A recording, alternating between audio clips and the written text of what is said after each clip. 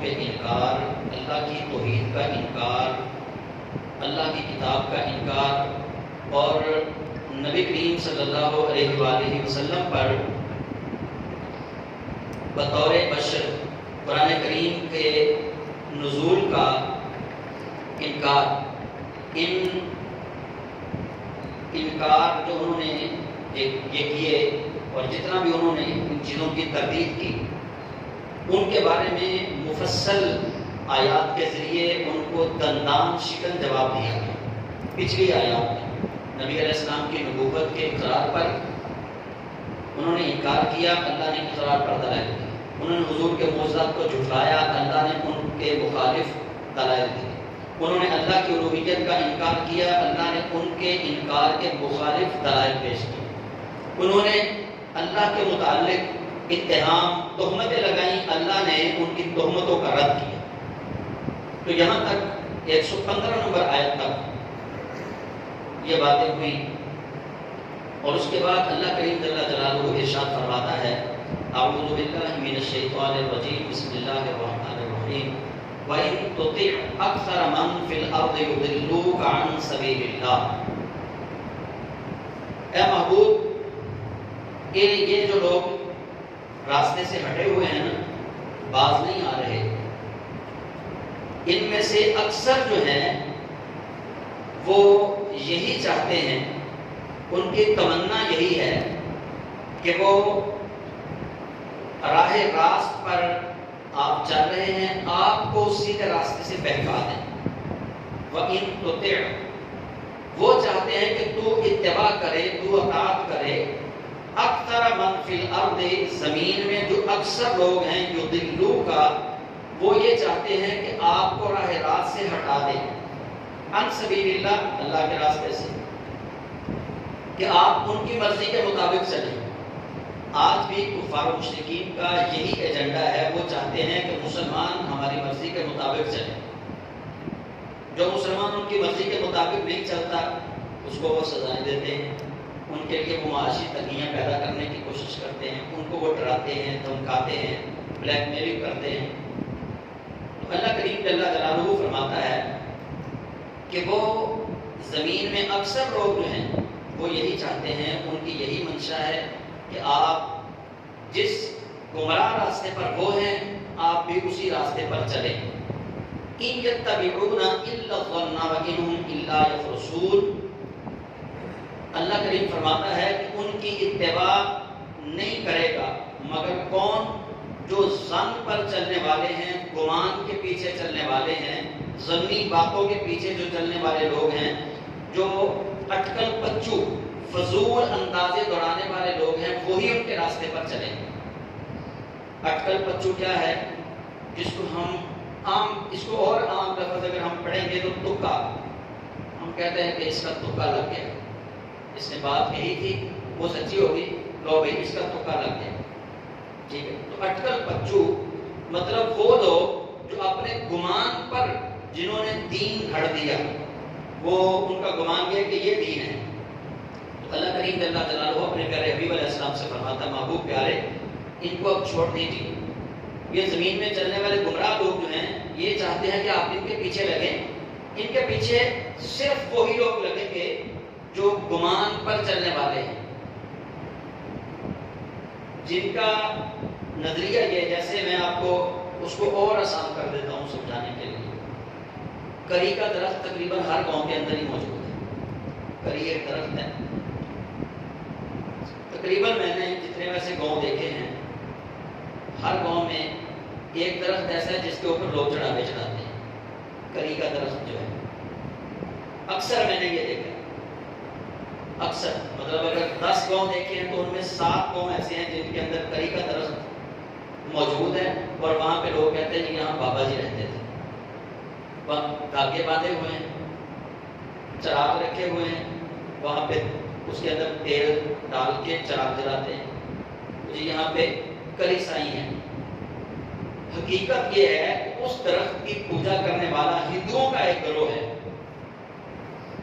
اٹکل پچو اندازے سے جو لوگ چلنے والے ہیں وہ اس طرح پیچھے چلتے ہیں۔ تو اللہ کریم فرما رہا ہے کہ محبوب، وہی لوگ چلیں گے جو گمان سے کام لیتے ہیں کہ ہاں ایسے ہو جائے گا، بالکل ایسے ہی ہوگا. جو گمان کے پیروکار ہوں گے، ظن کے پیروکار ہوں گے، وہی پیچھے چلیں گے. ان ربک هو اعلم، بے شک آپ کا رب ہی سب سے زیادہ جانتا ہے، من یضل عن سبیلہ، کہ کون راستے سے ہٹا، کون بھٹکا ہے راستے سے، یہ آپ کا رب ہی خوب جانتا ہے. وَهُوَ أَعْلَمُ بِالْمُهْتَدِينَ، اور وہ اللہ ہی سب سے زیادہ جانتا ہے کہ کون ہدایت والے راستے پر قائم رہا. یہ اللہ ہی کو معلوم ہے. اس کا مطلب یہ نہیں ہے کہ نبی کریم علیہ السلام نے ابو جہل کو تبلیغ کی تو ابو جہل، ابو لہب، عتبہ، شیبہ، اب ان کے اندر شک تھا کہ اللہ نے اپنے محبوب کو کہہ دیا کہ محبوب آپ نہیں جانتے کہ یہ ہدایت پر ہیں یا گمراہ ہیں، اللہ ہی جانتا ہے. یہ نہیں کہا، بلکہ یہاں مراد یہ ہے، اللہ اپنے پیارے حبیب علیہ السلام سے فرما یہ رہا ہے کہ محبوب پیارے، جن کی تقدیر کے اندر، جن کی قسمت کے اندر ایمان نہیں تھا، میں نے ان کو ویسا ہی کر دیا، اس لیے وہ نظر یوں ہی آتے ہیں. ان ربک هو اعلم من یضل عن سبیلہ، بے شک آپ کا رب ہی جانتا ہے. یا اس کا ترجمہ یوں کر لیں کہ بے شک آپ کے رب نے جو چاہا وہ کر دیا، کہ جو راستے سے ہٹے ہوئے تھے اللہ نے ان کو راستے سے ہٹا کے ہی رکھا، اور جن کو اللہ نے ہدایت دی تھی اللہ نے ان کو ہدایت عطا فرما دی. کیونکہ یہ فیصلہ عالم ارواح میں اللہ کریم نے فرما دیا تھا کہ کون کون سا گروہ کو ہدایت یافتہ ہے، کون کون سا گروہ جو ہے وہ گمراہی والا ہے. یہ فرمانے کے بعد اب اگلی آیت جو ہے آیت نمبر 118، اس کو پہلے آپ سمجھ لیں، اس کا تھوڑا سا مفہوم. ہوتا کچھ یوں تھا جیسے سورہ مائدہ میں پیچھے ذکر ہوا کہ انما حرم علیکم المیتۃ والدم ولحم الخنزیر وما اہل به لغیر اللہ. سورہ مائدہ میں ہم نے پڑھا تھا چھٹے پارے میں کہ اللہ کریم فرماتا ہے مردار تم پر حرام ہے، جانوروں کا خون تم پر حرام ہے، خنزیر کا گوشت تم پر حرام ہے، وما اہل به لغیر اللہ. چوتھی چیز اللہ کریم فرماتا ہے ہر وہ جانور تم پر حرام ہے جس کو ذبح کرتے وقت جس پر اللہ کا نام نہیں لیا جاتا. یہ سورہ مائدہ کے اندر بتا دیا گیا. اب توجہ کیجئے، کفار کیا کہتے تھے، کافروں کا نظریہ یہ تھا، مشرکین کا. اب اگلی آیت سمجھنے سے پہلے آپ جب توجہ کریں گے تو پھر آیت سمجھ آ جائے گی. مشرکین کا نظریہ یہ تھا، وہ کہتے تھے دیکھو ایک جانور ہے گائے، وہ کہتے یہ مر گئی، اس کی جان نکل گئی، ہم اس کو کھاتے ہیں. تم مسلمان بھی اس کو مارتے ہو چھری کے ذریعے، تم بھی اس کی جان نکالتے ہو، خود بخود اس کی جان نکل گئی. مشرکین کہتے تھے کہ دونوں کی جان تو نکل گئی، بس فرق یہ ہے کہ ایک جانور طبعی طور پر اس کی طبیعت جب خراب ہوئی وہ طبعی طور پر مر گیا، اور ایک جانور کو تم نے اپنی طبیعت کے مطابق حلال کر لیا. وہ کہتے تھے دونوں کی جان تو نکلی ہے نا، مشرکین کہتے تھے. اچھا وہ کہتے تھے کہ یہ دونوں جانور برابر ہیں، مردہ جانور جو مر جائے بیماری کے ساتھ یا ویسے مر جائے، وہ کہتے تھے کہ یہ جو مر گیا ہے جانور اس کا گوشت کھانا بھی جائز ہے.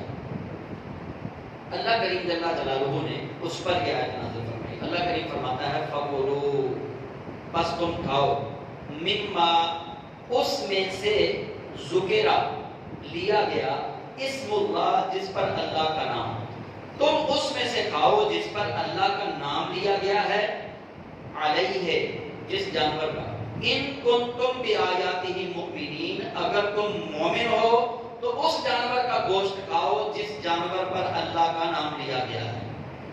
اللہ کا نام کس جانور پر لیا گیا؟ اب دیکھیے مردہ جو جانور ہے اس کو حرام کیوں کیا گیا، اور چھری کے ساتھ جس کو ہم ذبح کرتے ہیں اس کو حلال کیوں کیا گیا؟ اللہ تعالیٰ نے جس جگہ پہ جانور کے حرام ہونے کی جو علت بیان فرمائی، فرمایا انما حرم علیکم المیتۃ، بے شک اللہ نے تم پر حرام کیا مردار جانور.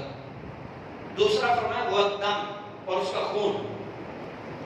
جانور جب ذبح نہیں نہ ہوتا اس کا سارا خون جو ہے وہ اس کے جسم کے اندر ہی ہوتا ہے. جو جانور طبعاً مر جاتا ہے اس کا سارا خون اس کے اندر ہی ہوتا ہے اور اس کے اندر ہزاروں لاکھوں کروڑوں بیماریاں ہوتی ہیں. اللہ کے رسول نے اتنا پاکیزہ نظام ہمیں دیا ہے ذبح کا. جانور کو جب ہم ذبح کرتے ہیں اتنا پاکیزہ نظام ہے کہ جب جانور کی ہم نرگٹ پہ چھری پھیرتے ہیں، اس کو حلال کرتے ہیں، اللہ کے نام پر ذبح کرتے ہیں، اس کا سارا خون جو ہے وہ باہر نکل جاتا ہے. مردہ جانور ہم پر حرام اس لیے کیا گیا تھا اور اللہ تعالیٰ نے اس کا خون جو ہے وہ حرام کیا. اب خون باہر نکل گیا، اس کا گوشت ہمارے لیے حلال ہو گیا. جب کوئی جانور طبعاً مرے گا تو خون بھی اس کے اندر ہے. اسی لیے شریعت اس کے اندر چونکہ دو علتیں پائی گئی، ایک تو وہ مردار ہے، دوسرا اس کے اندر خون اس کا موجود ہے، تو وہ حرام ہو گیا. اللہ کریم جل جلالہ نے مومنوں کو یہاں پہ مخاطب کیا، کسی مشرک کو مخاطب نہیں کیا، کسی غیر مذہب کو مخاطب نہیں کیا. مومنوں سے کہا، فرمایا ان کنتم بآیاتہ مؤمنین، اگر تم اللہ کی آیتوں کو مانتے ہو، فَكُلُوا مِمَّا ذُكِرَ اسْمُ اللَّهِ عَلَيْهِ، تو اس چیز میں سے کھاؤ جس پر اللہ کا نام لیا گیا ہو، جس پر اللہ کا نام لیا ہے. اور نبی پاک صاحب اللہ صلی اللہ علیہ وآلہ وسلم نے پھر صحابہ کو تاکید بھی کی کہ جب بھی تم جانور کو ذبح کرو تو اس پر اللہ کا نام لو، بسم اللہ پڑھ لو، اللہ اکبر پڑھ لو. اب یہاں پہ ایک چیز اور ہے، ایک مسئلہ ہے، وہ آپ سن لیں. بعض دفعہ ایسے ہوتا ہے کہ بندے کے دل میں ہے، مثال کے طور پہ میں نے مرغی پکڑی، میں اس کو کہتا ہوں کہ میں اس کو ذبح کرنے لگا ہوں، تو میرے دل کے اندر خیال ہے کہ میں نے تکبیر پڑھنی ہے، نیت میری ہے، لیکن جب میں اس کے گلے پہ چھری پھیرنے لگا تو میں بھول گیا. میرے دل میں نیت تھی کہ میں نے اس کو ذبح کرتے وقت اللہ کا نام لینا ہے، لیکن چھری پھیرتے وقت میرے ذہن سے نکل گیا، کسی نے مجھے باتوں میں لگا لیا یا میرا خیال بھٹک گیا. ایسی صورت میں امام اعظم ابو حنیفہ رحمۃ اللہ علیہ فرماتے ہیں چونکہ مومن کے دل کے اندر اللہ کا نام موجود تھا، اس کی نیت یہ تھی کہ میں نے اس کو اللہ کے نام پر ذبح کرنا ہے، تو آپ فرماتے ہیں لہٰذا وہ جانور حلال ہو گیا، چونکہ اس نے پہلے ہی نیت کر لی تھی کہ میں اس کو اللہ کے نام پر ذبح کرنے والا ہوں. زبان سے اگرچہ اس نے الفاظ ادا نہیں کیے لیکن وہ جانور اس کے لیے حلال ہو جائے گا. دوسرا، اگر کسی اور چیز پر بھی اللہ کا نام لے لیا جائے تو اس چیز کو اللہ کریم اس کے اندر برکت پیدا فرما دیتا ہے. مثال کے طور پہ نبی کریم صلی اللہ علیہ وآلہ وسلم آپ تشریف فرما کے ایک صحابی آتے ہیں، یہ میں نے پہلے بھی روایت بیان کی تفسیر ابن کثیر کے حوالے سے، جب آیت الکرسی سورہ بقرہ میں ہم آیت الکرسی والا سبق پڑھ رہے تھے، تفسیر ابن کثیر کے اندر امام ابن کثیر وہ روایت لے کر آئے. نبی پاک علیہ السلام کے پاس ایک صحابی آ گئے، یا رسول اللہ میرے کھانے سے برکت ختم ہو گئی ہے، میرے کھانے میں رزق میں برکت نہیں رہی. تو رسول کریم علیہ السلام نے فرمایا کیا تو آیت الکرسی بھول گیا ہے؟ جب بھی کھانا کھاتے ہو آیت الکرسی پڑھا کرو، اللہ تمہارے کھانے کے اندر برکت عطا فرمائے گا. پتا چلا کھانے کے اوپر اللہ کے قرآن کی ایک آیت پڑھنا یا چند آیتیں پڑھنا اور پڑھ کر کھا لینا یہ باعث برکت ہے، رسول اللہ کے حکم کے مطابق ہے. بس یہ فرض نہیں ہے، اس کو فرض نہیں سمجھنا. برکت کے لیے جب دل کرے قرآن پاک کو آپ پڑھ سکتے ہیں، لیکن اگر آپ کہیں گے کہ نہیں جی اس کے اوپر آدھا قرآن پاک پڑھ کے پھر کھانا واجب ہے، پھر ہی کھانا ضروری ہے، اگر اس کے اوپر قرآن پاک نہیں پڑھا گیا تو یہ کھانا نہیں کھانا ہم نے، یہ بات غلط ہے. اس چیز پر جب آپ قید لگائیں گے جس پر اللہ اور اس کے رسول نے قید نہیں لگائی، جب آپ اس کو مقید کریں گے تو گویا آپ شریعت کے باغی بن گئے. مثال کے طور پہ میں نے ایک دیگ بنوائی کہ میں حضور غوث پاک کے نام پر میں نے یہ دیگ بچوں میں تقسیم کرنی ہے، حضور غوث پاک کو اس کا ثواب جائے. چاند کی 10 تاریخ کو یا 11 تاریخ کو میں نے باہر بازار کے اندر دیگ بنوائی، دیگ بنوا کر وہیں پہ میں نے بچوں کو تقسیم کر دی. میں نے مولوی صاحب کو نہیں بلایا، پلیٹ آگے رکھ کے میں نے اس کے اوپر قرآن پاک بھی نہیں پڑھا. اب اس پر کوئی فتویٰ نہیں لگایا جائے گا کہ یہ 11ویں شریف کا ختم دلوایا ہی نہیں. ختم شریف ہے کیا؟ دعا کا نام ہے. ثواب پہنچانے کا نام ہے۔ ثواب کب پہنچنا ہے؟ جب آپ نے اپنے دل کے اندر نیت کر لی۔ آپ بے شک راستے میں جاتے ہوئے کوئی ایک کانٹا پڑا ہوا ہے اس کو ہٹا کر سائڈ پہ رکھیں اور کہیں یا اللہ یہ جو کانٹا میں نے سائڈ پہ ہٹایا ہے نا، راستہ صاف کیا ہے، مسلمان کے لیے تکلیف دہ چیز کو جو میں نے سائڈ پہ کیا ہے، اس کا جو تم نے مجھے ثواب دیا، یا اللہ یہ ثواب میں حضور غوث پاک کی روح کو پیش کرتا ہوں۔ یہ بھی غیار تشریف کا خطا ہے۔ ضروری نہیں کہ آپ دیگ پکا کے ہی مولوی صاحب کو بلا کے قرآن شریف آدھا پڑھا کے پھر ہی یہ ختم شریف ہوگا۔ ختم شریف نیت کا نام ہے۔ آپ راہ چلتے ہوئے کسی مسافر کو ایک پانی کا گلاس پلا دیں اور نیت یہ کر لیں اس کا ثواب حضور غوث پاک کی روح کو پیش کیا، اس کا ثواب داتا علی اجمیری رحمۃ اللہ علیہ کی روح کو پیش کیا، اس کا ثواب حضرت خواجہ معین الدین چشتی اجمیری کی روح کو پیش کیا، اس کا ثواب میں نے اپنی والدہ کی روح کو پیش کیا، والد کی روح کو پیش کیا۔ ختم شریف ہو گیا۔ عرف عام میں ہم ختم شریف سمجھتے ہیں کہ شاید کھانا آگے رکھ کے مولانا صاحب کو بلا کے وہ ایک لمبی چوڑی 10-15 منٹ کی دعا مانگیں پھر ختم شریف ہوگا۔ یہ کوئی اتھینٹک چیز نہیں ہے، یہ کوئی آسمان سے اترا ہوا طریقہ نہیں ہے کہ آپ نے مولوی صاحب کو بلا کے ختم شریف پڑھا کے پھر تقسیم کرنا نہیں۔ آپ کو ٹوٹے پھوٹے الفاظ کے ساتھ دعا آتی ہے، آپ کھانا بنائیں، 2-3 غریب مسلمان بھائیوں کو بلا دیں، 2-3 بچوں کو بلا دیں، کھانا ان کے آگے رکھ دیں، اللہ کی بارگاہ میں یوں ہاتھ اٹھا دیں کہ یا اللہ تیری رضا کے لیے میں نے پکایا ہے، مولا تیری رضا کے لیے ان کو کھلا رہا ہوں، یہ جب کھا لیں جو مجھے ثواب ملے گا میں وہ ثواب حضور غوث پاک کی روح کو پیش کرتا ہوں۔ یہ غیر مشین کا قدم ہے۔ کسی بھی چیز کو قید نہیں کرنا، کوئی اصول اسلام کے اندر ایسا نہیں داخل کرنا کہ جو اصول یہ لوگوں میں تاثر پیدا کرے کہ پتہ نہیں یار یہ واجب ہے، یہ فرض ہے۔ تو اللہ کریم فرما رہا ہے کہ اس چیز میں سے کھاؤ جس پر اللہ کا نام لیا گیا ہو۔ بہرحال اگر کہیں پہ یہ بھی بات ثابت ہوگی قرآن پاک سے کہ اگر کھانا سامنے رکھ کر اس کے اوپر قرآن پڑھا جائے تو وہاں گناہ کوئی نہیں، بلکہ اللہ کریم نے اس کی تاکید فرمائی کہ اس چیز میں سے کھاؤ جس پر اللہ کا نام لیا گیا ہو۔ اب اللہ کا نام کیا ہے؟ قرآن پاک کی تلاوت۔ اللہ کا نام کیا ہے؟ اللہ تعالیٰ کی تسبیح و تحلیل۔ اچھا اگلی آیت آپ دیکھیے، اللہ کریم یہ آپ یوں ہی سمجھ لیں کہ جیسے چھڑکا جا رہا ہے۔ ہم پنجابی میں بچوں کے سامنے کوئی چیز رکھی، 5-6 بچے ہیں، 4 بچے کھا رہے ہیں، 2 نہیں کھا رہے۔ کہنے کے 2 ہی طریقے ہوں گے ان کو، ایک تو یہ بیٹا کھا لو پیار سے، دوسرا تینوں کی تکلیف ہے تو نہیں کھا رہے ہیں، دوسرا یہی طریقہ ہو سکتا ہے۔ ایک یہ ہوگا پیار سے، بیٹا تم بھی کھا لو تم نہیں کھا رہے، دوسرا ہاں بھائی تمہیں کیا تکلیف ہے تم کیوں نہیں کھا رہے۔ اب اللہ کریم کا انداز تکلم دیکھیے، رب فرماتا ہے فما لکم اللہ تاکلوا، وہ تو انو کی گل ہے، فما لکم تمہیں کیا ہوا، اللہ فرماتا ہے فما لکم اللہ تاکلوا مما ذکر اسم اللہ علیہ، تمہیں کیا ہوا کہ تم نہیں کھاتے اس میں سے جس پر اللہ کا نام لیا گیا ہے، کیا تکلیف ہے تمہیں، وما لکم کیا ہے تمہیں۔ یہ جھڑکا جا رہا ہے سختی سے، اللہ کریم سمجھے کہ جھڑک رہا ہے مالک دو جہاں کہ وما لکم اللہ تاکلوا مما ذکر اسم اللہ علیہ، تمہیں کیا ہوا کہ تم نہیں کھاتے اس میں سے جس پر اللہ کا نام لیا گیا ہے۔ بہت سارے آپ کو بھی تجربہ ہوگا، میں نے بھی بہت سارے ایسے لوگ دیکھے ہیں کہ اگر انہیں یہ بتا دیا جائے نا کہ اے کھیر جڑی ہے نا 11ویں شریف دی ہے، وہ توبہ توبہ توبہ، وہ نالی میں جا کے جو ہے نا وہ چھوڑ دیں۔ شاید اسی گل سنی ہوگی لیکن میں اپنی آنکھوں نے دیکھی ہے کئی دفعہ، کئی لوگوں کو اتنی تکلیف ہوتی ہے اس کھانے سے جس کھانے پر قرآن پاک پڑھا گیا، وہ چیز کو سمجھتے نہیں۔ اللہ کریم جل جلالہ فرماتا ہے فما لکم اللہ تاکلوا مما ذکر اسم اللہ علیہ، تمہیں کیا تکلیف کیا ہے، تم کیوں نہیں کھاتے اس چیز میں سے جس پر اللہ کا نام لیا گیا ہے۔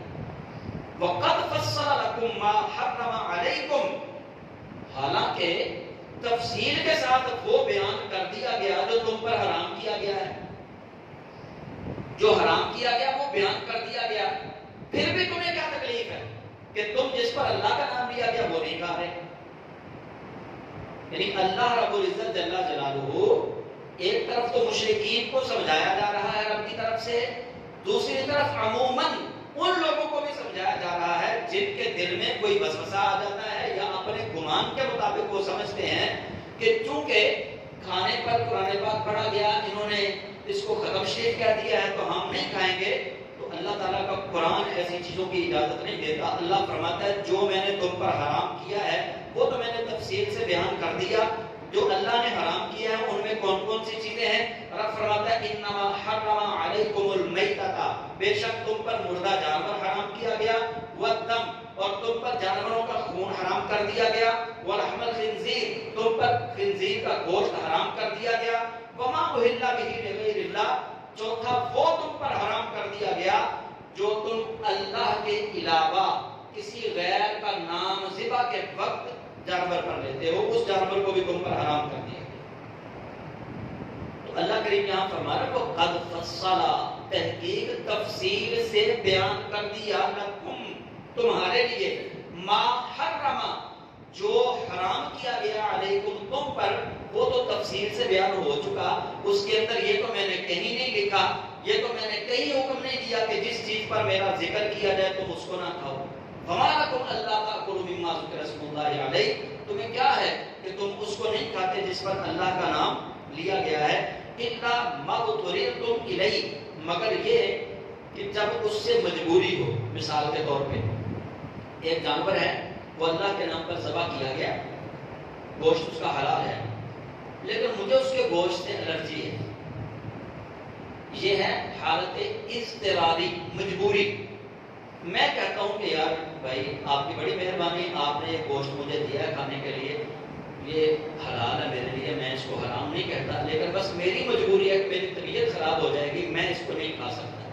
اللہ فرماتا ہے اس طرح تمہیں اجازت ہے کہ تم اس کو نہ کھاؤ، لیکن اگر تمہارے دل کے اندر یہ بات آ گئی نا کہ اس پر اللہ کا نام لیا گیا تو اس کو نہیں کھانا، تو رب ذوالجلال فرماتا ہے وَإِنَّ كَثِيرًا لَّيُضِلُّونَ بِأَهْوَائِهِمْ بِغَيْرِ عِلْمٍ، بے شک بہت سارے لوگ ایسے ہیں جو اپنی علم کے بغیر، اپنی جہالت کی وجہ سے اپنی خواہشوں کے پیچھے لگتے ہوئے گمراہ ہوتے ہیں.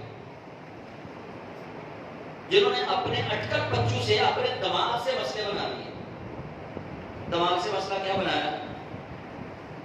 اب دیکھیے، نہیں بھائی اسی کسی حدیث میں نہیں پڑھیا ختم کہ نبی پاک نے صحابہ کو بلایا ہوئے، پھر اگے روٹی رکھ کے تے قرآن پاک پڑھیا ہوئے، سانو کوئی حدیث نہیں لبھی، اس واسطے اسی یہ نہیں کھانا.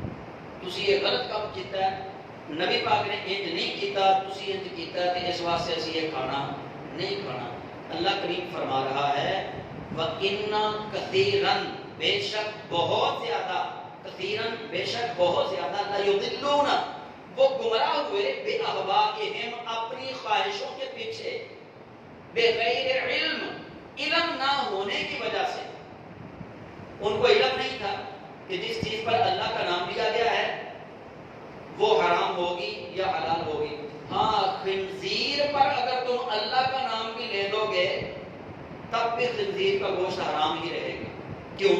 کیونکہ اللہ نے واضح طور پر حرام کردہ چیزوں کے اندر اس کا نام شامل کر دیا ہے کہ وَلَحْمَ الْخِنزِيرِ، خنزیر کا گوشت اللہ فرماتا ہے حرام ہے. جن چیزوں پر رب فرماتا ہے میں نے حرام کر دیا وہ تو حرام ہو گئی، لیکن اس کے علاوہ کسی کو اجازت نہیں کہ کوئی اپنی مرضی سے، اپنے گمان سے، بغیر علم وہ فتویٰ جاری کرے کہ فلاں چیز حرام ہے. اللہ فرماتا ہے جو حرام میں نے کرنا تھا وہ تم پر حرام کر دیا. ان ربک هو اعلم بالمعتدین، بے شک تیرا رب وہ سب سے زیادہ جانتا ہے کہ کون کون حد سے بڑا، کون کون حد سے بڑا، اللہ سب کو جانتا ہے. وَذَرُوا، چھوڑ دو، ظاہر الاثم، ظاہری گناہ، وَبَاطِنَهُ، اور باطنی گناہ. اللہ فرماتا ہے جو سامنے کرتے ہو وہ بھی چھوڑ دو، جو پیٹھ پیچھے کرتے ہو لوگوں کی اس کو بھی چھوڑ دو. وَذَرُوا ظَاهِرَ الْإِثْمِ وَبَاطِنَهُ، کھلا گناہ اور چھپا گناہ دونوں چھوڑ دو. إِنَّ الَّذِينَ يَكْسِبُونَ الْإِثْمَ، بے شک وہ لوگ جنہوں نے برے عمل کمائے، سَيُجْزَوْنَ، ان قریب ان کو جزا دی جائے گی، بِمَا كَانُوا يَقْتَرِفُونَ، ان کے کالے کرتوتوں کی. جنہوں نے یکسبون الاسم، جنہوں نے برائی والی کمائی کی، اللہ کریم فرماتا ہے کہ ان قریب ان کو ان کی کمائی کی سزا دی جائے گی۔ وَلَا تَأْكُلُوا، اب کون سا کھانا نہیں کھانا، اللہ اس کا بھی ذکر فرما رہا ہے۔ اللہ فرماتا ہے وَلَا تَأْكُلُوا مِمَّا، نہ کھاؤ اس میں سے لم یذکر اسم اللہ علیہ، جس پر اللہ کا نام نہ لیا گیا ہو، اس میں سے نہ کھاؤ۔ جس پر اللہ کا نام نہ لیا گیا ہو اس میں سے نہ کھاؤ۔ نبی کریم علیہ السلام تشریف فرما تھے، صحابہ بیٹھے کھانا کھا رہے تھے، اور ایک صحابی جو ہیں وہ کھانا کھائے جا رہے تھے۔ نبی علیہ السلام نے ان کی طرف دیکھا تو حضور سید عالم صلی اللہ علیہ وسلم مسکرائے، اتنا مسکرائے کہ آپ کی مبارک داڑھیں نظر آنا شروع ہو گئی۔ حضور علیہ السلام بہت زیادہ مسکرائے۔ اب صحابہ نے جب دیکھا کہ یہ کھانا کھا رہا ہے، حضور اس کی طرف دیکھ کے مسکرا رہے ہیں، تو وہ جو صحابی تھے نا وہ تھوڑے سے شرمندہ ہوئے، پتہ نہیں مجھ سے کون سی غلطی ہو گئی ہے، حضور میری طرف دیکھ کے بڑا مسکرائے ہیں، اور باقی صحابہ بھی اس کی طرف متوجہ ہوئے کہ کوئی ضرور غلط کام کیا ہے اس نے، جو حضور اس کی طرف دیکھ کے مسکرائے۔ اب میرے اور آپ کے پیارے نبی صلی اللہ علیہ وسلم نے پتہ کیا کہا؟ نبی علیہ السلام نے فرمایا میں تمہیں بتاؤں کہ میں اس کی طرف دیکھ کے کیوں ہنسا ہوں، کیوں مسکرایا ہوں؟ صحابہ نے عرض کی جی یا رسول اللہ۔ فرمایا جب اس نے کھانا شروع کیا تو یہ بسم اللہ پڑھنی بھول گیا تھا، اس نے بسم اللہ نہیں پڑھی، شیطان اس کے ساتھ کھانا کھاتا رہا حتیٰ کہ ایک چھوٹا ٹکڑا رہ گیا تو اس کو یاد آیا، اس نے پڑھا بسم اللہ فی اولہ و آخرہ، اس کے کھانے کے اول میں بھی اللہ کا نام، آخر میں بھی اللہ کا نام۔ جیسے ہی اس نے اللہ کا نام پڑھا شیطان الٹی کر کے بھاگ گیا۔ شیطان اس کے ساتھ کھا رہا تھا، اس نے جیسے ہی اللہ کا نام لیا شیطان نے جو کھایا تھا سارا وہ باہر نکالا اور بھاگ گیا۔ فرمایا میں شیطان کے بھاگنے سے دیکھ کے مسکرا رہا تھا۔ گویا نبی پاک صلی اللہ علیہ وسلم نے ہمیں یہ بتایا ہے کہ کھانے پر اللہ کا نام ضرور لینا چاہیے، چاہے بسم اللہ الرحمن الرحیم پڑھ لو، چاہے بسم اللہ پڑھ لو، چاہے بسم اللہ وعلی برکت اللہ پڑھ لو، چاہے یہ پڑھ لو کہ اللہ کے نام سے شروع کرتا ہوں۔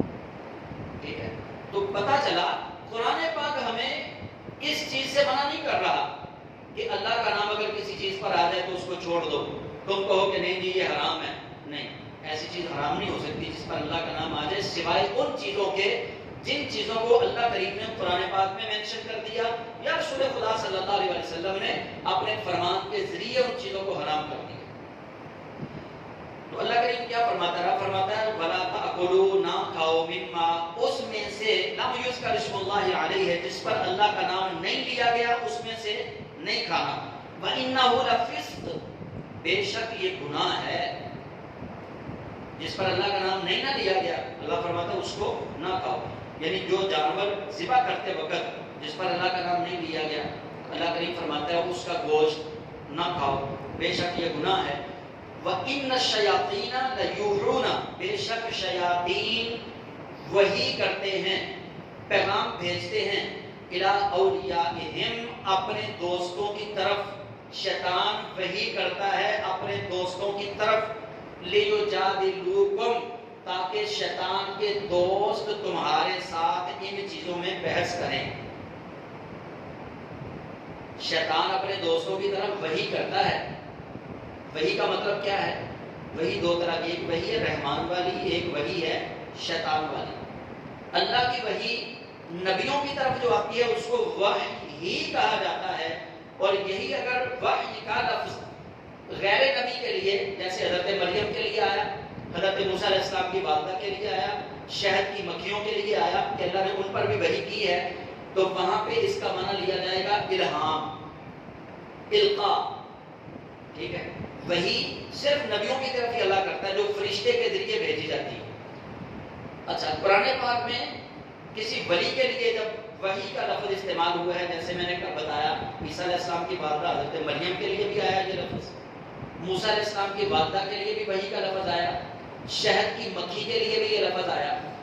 تو جہاں کہیں ایسی چیزوں کے لیے وحی کا لفظ آیا اللہ کی طرف سے، اس کا مطلب ہے پیغام پہنچا، القاء ہوا، دل میں وہ بات ڈالی گئی، الہام ہوا۔